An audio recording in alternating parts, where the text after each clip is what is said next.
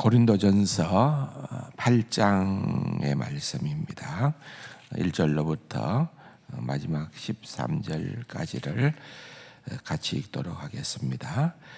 우상의 제물에 대하여는 우리가 다 지식이 있는 줄을 아나 지식은 교만하게 하며 사랑은 덕을 세우나니 만일 누구든지 무엇을 아는 줄로 생각하면 아직도 마땅히 알 것을 알지 못하는 것이요 또 누구든지 하나님을 사랑하면 그 사람은 하나님도 알아주시느니라.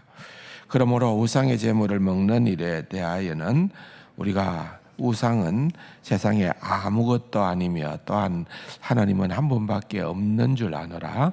비록 하늘에나 땅에나 신이라 불리는 자가 있어 많은 신과 많은 주가 있으나 그러나 우리에게는 한 하나님 곧 아버지가 계시니 만물이 그에게서 났고 우리도 그를 위하여 있고 또한 한 주 예수 그리스도께서 계시니 만물이 그로 말미암고 우리도 그로 말미암아 있느니라. 그러나 이 지식은 모든 사람에게 있는 것은 아니므로 어떤 이들은 지금까지 우상에 대한 습관이 있어 우상의 제물로 알고 먹는 거로 그들의 양심이 약하여지고 더러워지느니라. 음식은 우리를 하나님 앞에 내세우지 못하나니 우리가 먹지 않는다고 해서 더 못 사는 것도 아니고 먹는다고 해서 더 잘 사는 것도 아니니라. 그런즉 너희의 자유가 믿음이 약한 자들에게 걸려 넘어지게 하는 것이 되지 않도록 조심하라. 지식 있는 네가 우상의 집에 앉아 먹는 것을 누구든지 보면 그 믿음이 약한 자들의 양심이 담력을 얻어 우상의 제물을 먹게 되지 않겠느냐. 그러면 네 지식으로 그 믿음이 약한 자가 멸망하나니 그는 그리스도께서 위하여 죽으신 형제라. 이같이 너희가 형제에게 죄를 지어 그 약한 양심을 상하게 하는 것이고 그리스도에게 죄를 짓는 것이니라. 그러므로 만일 음식이 네 형제를 실족하게 한다면 나는 영원히 고기를 먹지 아니하여 내 형제를 실족하지 않게 하리라. 우리가 잘 아는 내용이기도 합니다만은 많은 것들을 다시 한 번 더 생각하게끔 하는 그러한 본문이기도 합니다. 여러분들이 성경을 참 많이 읽잖아요. 특별히 예를 들어서 지혜서라고 할 수 있는 잠언을 계속해서 읽다 보면은 우리가 깨닫게 되는 것은 뭡니까? 왜 하나님께서 이 잠언서를 주셨을까? 왜 우리에게 지혜가 필요한 것일까? 생각을 해보면은 인생이 복잡하다 그 말입니다. 인생이 사지단다병으로 1, 2, 3, 4 가운데 하나를 걸리는 그런 정도의 수준이 아니고 인생은 너무너무 복잡하기 때문에 당연히 지혜가 필요하다는 거예요. 하늘의 지혜가 필요하고 또 하나님께서는 우리의 지혜 없음을 아시기 때문에 지혜를 구하라 그래. 지혜를 구하면은 또한 내가 후히 주겠다고 그렇게 주님께서 말씀을 하는 것입니다. 오늘 본문에도 보면은 이제 사람들이 아마도 그렇게 바울에게 물었던 것 같아요. 우상의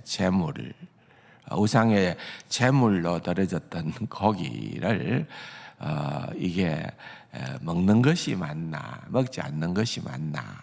왜냐하면은 지금은 좀 우리가 살기 되었습니다만 제 어릴 적을 기억해 보니까 정말 맛있는 국을 1년에 한 차례 정도나 먹었던 기억이 나요. 그런데 생각해 보니까 그게 소고기국이에요.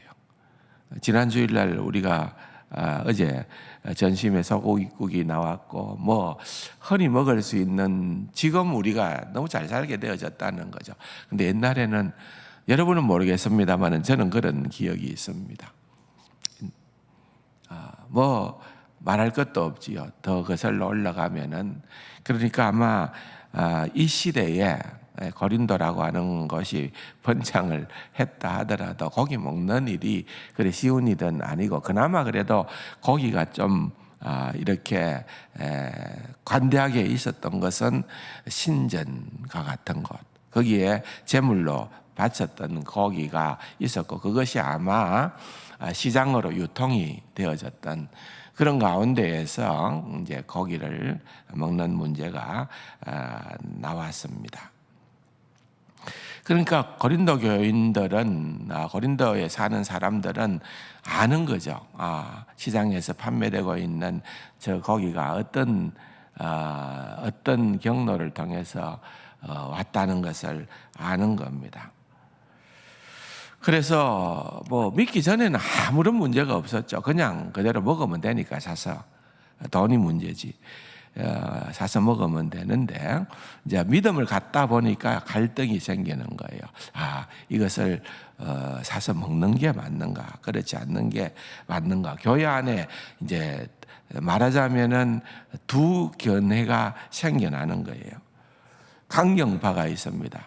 뭡니까? 먹어서는 안 된다는 거죠. 그 우상에게 바쳐졌던 제물이기 때문에 꺼림직하고 그렇다는 거죠. 그런데 그거 뭐 그렇게 신경 쓸 거 없다, 먹어도 된다. 우리가 믿음 안에서, 복음 안에서 우리는 다 자유할 수 있기 때문에 먹어도 된다는 그런 자유파들이 있습니다.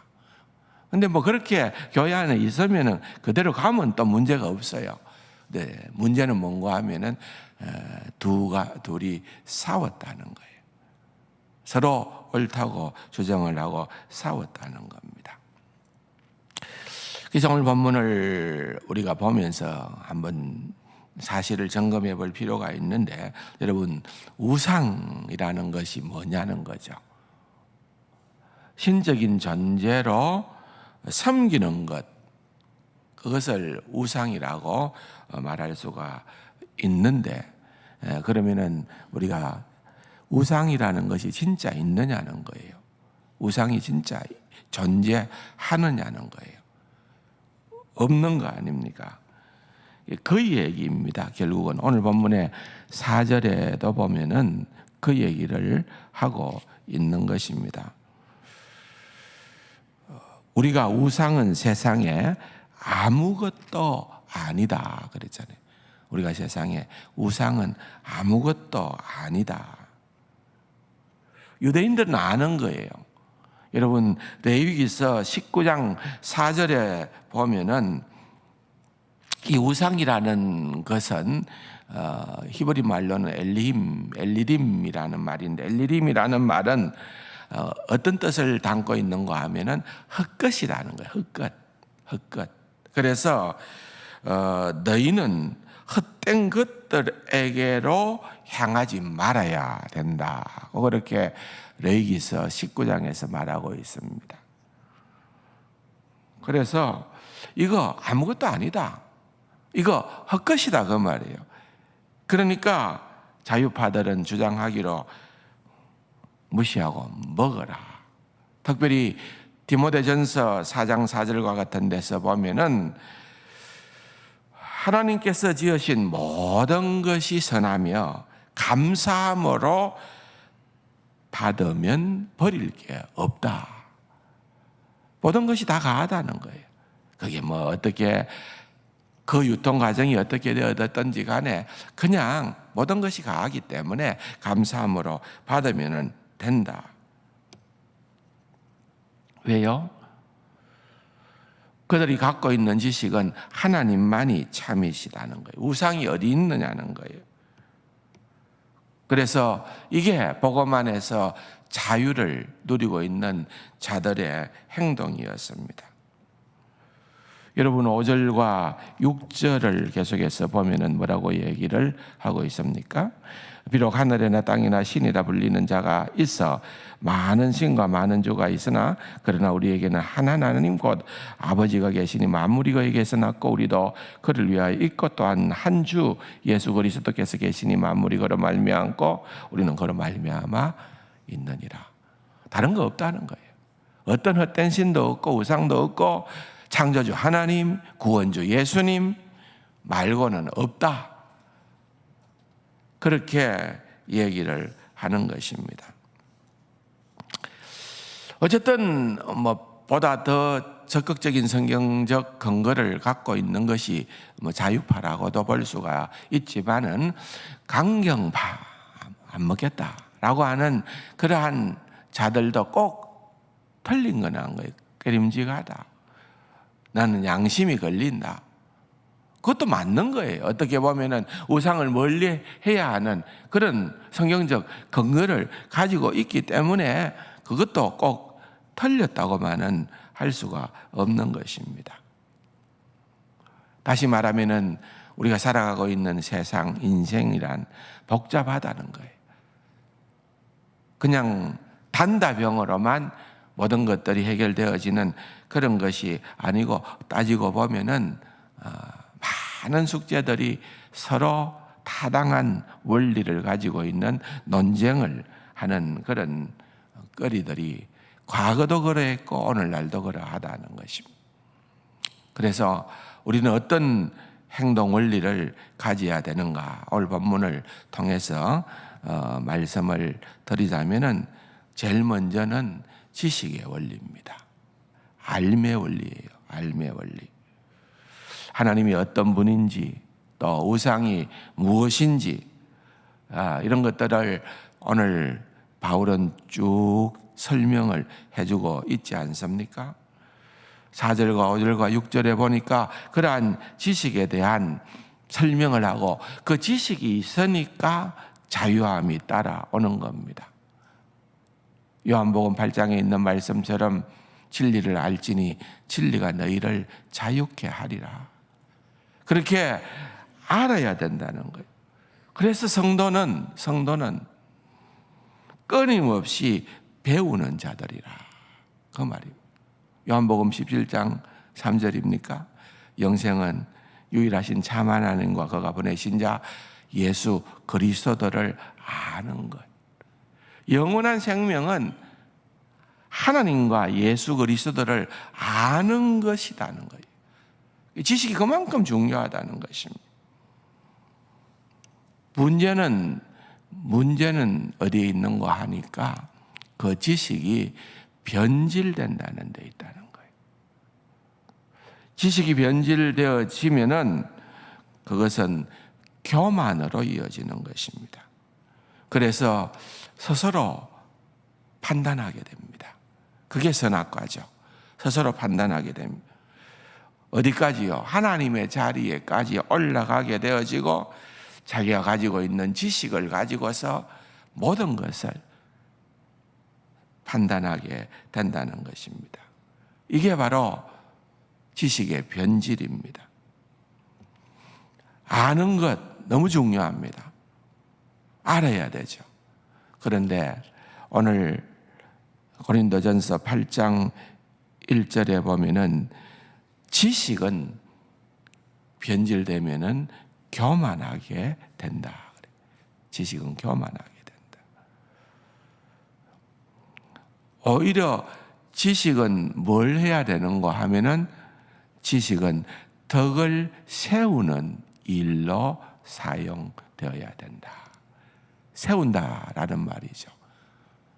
덕을 세우는 게 쭉쭉쭉쭉 가다 보면은 결국은 뭘 얘기를 하는가 하면은 사랑이다는 것을 얘기해요. 사랑. 고린도전서 13장이 등장을 하게 되는 것을 보게 되죠. 결국은 지식에 무언가가 더하여지는데 그것은 지혜가 필요하다는 거예요. 지식에 지혜가 더하여질 때에 남을 판단하는 교만한 자리에 이르지 않고 사랑의 특성을 보면은 뭡니까? 사랑은 오래 참고 물에 행치 않고 자기의 유익을 굳지 않고 결국은 그 모든 것들이 덕을 세워가는 거예요. 덕을 세워가는. 그게 진짜 백이다, 그렇게 얘기를 하는 거예요. 다시 말하면은 내가 남들보다 더 안다는 것이 나를 교만으로 이끌어가는 것은 변질입니다. 더 겸손으로 향할 수 있도록 해야 된다는 것을 보게 되는 것입니다. 모든 것이 다 하나님의 은혜임을 깨닫는 거죠.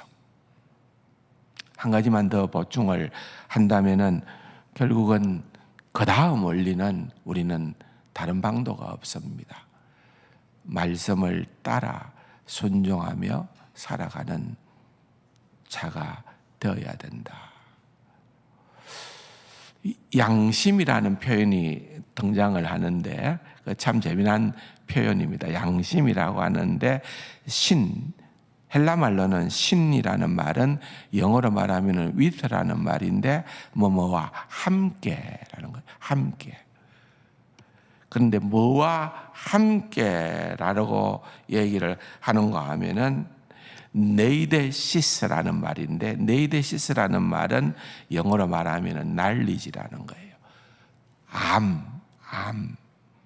아는 것과 함께 가는 것이 양심이라는 거예요.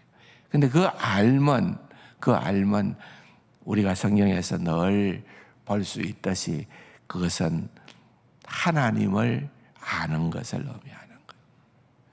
말씀을 아는 것을 의미하는 것입니다.